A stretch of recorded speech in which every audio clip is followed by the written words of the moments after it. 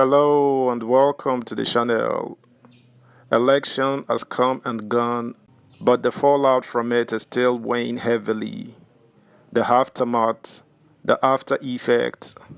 Quite a large sum was spent, but was it all worth it in hindsight? This was supposed to be the game changer. This was supposed to change everything. But why do we still have that wretched feeling like maybe we missed out on something? Nigeria, the country you just love to hate. Subscribe, like, share, and comment. Thank you. How Nigeria spent 207 billion naira on 68 million Nigerians who did not vote. 207 billion naira may have been expended on 68 million Nigerians who registered to vote in the 2023 elections, but for one reason or another, ended up not being able to perform that civic responsibility. The inability to vote has been blamed on alleged shouldiveness on the part of the Independent National Electoral Commission INEC, whose officials arrived late for polls commencement and could not attend to most of the potential voters who had stormed polling units across the nation before the election closed, relocation from Nigeria and deaths, among others.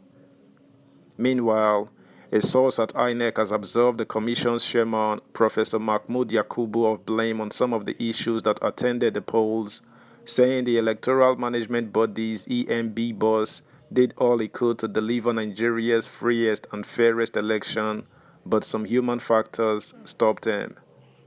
He listed the factors to include unanticipated glitches associated with the technology deployed and the activities of what he called partisan resident electoral commissioners, RECs.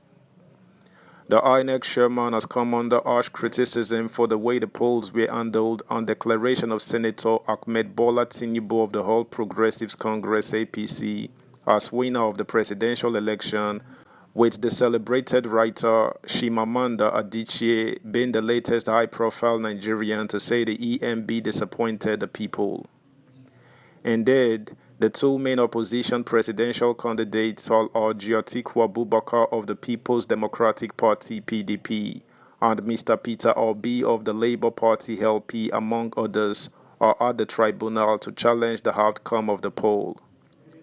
Polling had to have opened with accreditation at 8:30 a.m. and voting immediately, while the exercise should close at 2:30 p.m.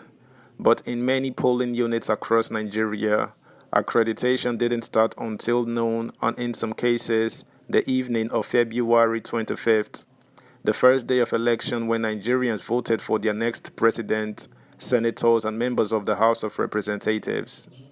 Many people left polling units in frustration, while those who were prepared to wait ultimately couldn't vote because officials closed without attending to them. Of the 93 million registered voters across Nigeria for the 2023 polls, only 25 million voted in the February 25th elections, leaving 68 million unable to participate in the exercise. And for the March 18 governorship and House of Assembly polls, the turnout was worse. Estimated 21 million people voted. Voter turnout for the elections is the worst since the 2011 polls, whereas the number of registered voters in Nigeria's elections declined from 73 million in 2011 polls to 67 million in 2015. It moved up to 82 million in 2019 and 93 million in 2023. Subscribe, like, share, comment, and please turn the notification bell on. Thank you.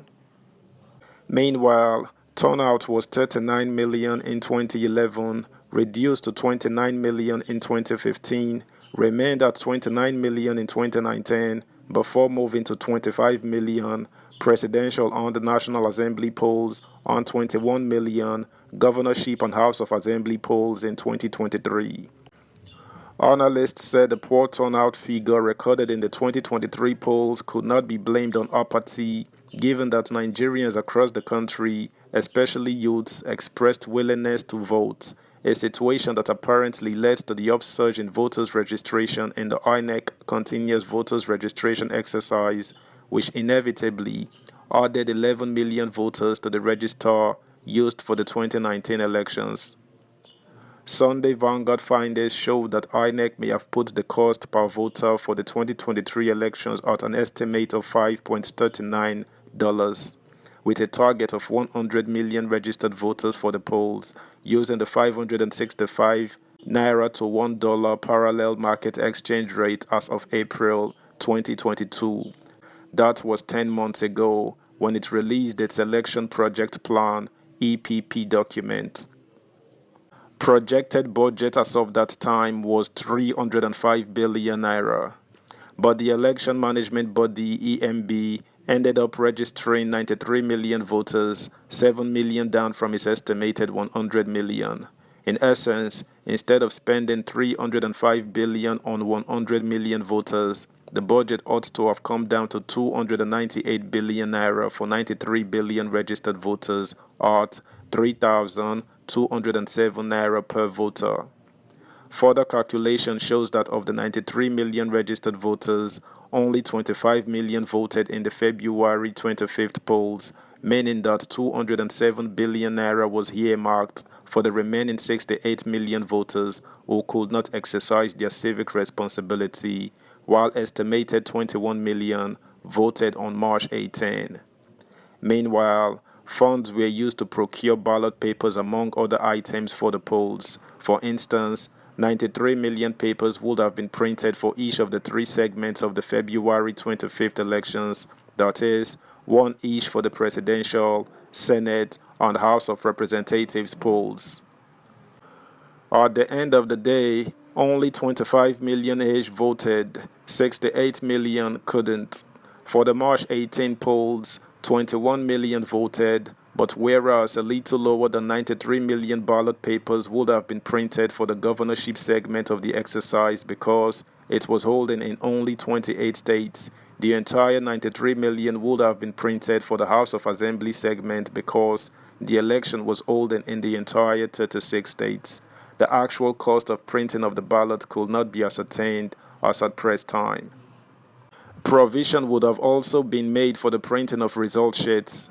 There were other expenses including personnel emoluments for the elections which would not have changed the amount spent by the country had more voters exercised their franchise in the 2023 polls. That's the news, guys. Thanks for listening. Until next time. Bye.